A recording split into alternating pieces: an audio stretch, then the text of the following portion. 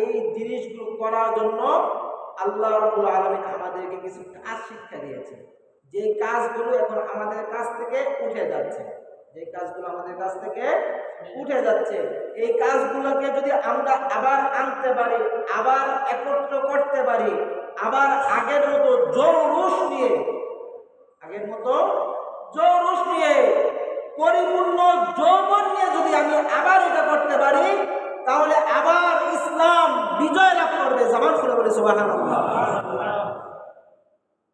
দেখেন, আবু বকর আর হযরত আলী রাদিয়াল্লাহু তাআলা রাস্তা পার হচ্ছেন। লম্বা ঘটনা, সহজ করে বলি। হযরত আলী রাদিয়াল্লাহু তাআলা স্বপ্নে দেখলেন যে জান্নাতের মধ্যে একটা কক্ষ রয়েছে, অনেক সুন্দর। ওই কক্ষটা তার জন্য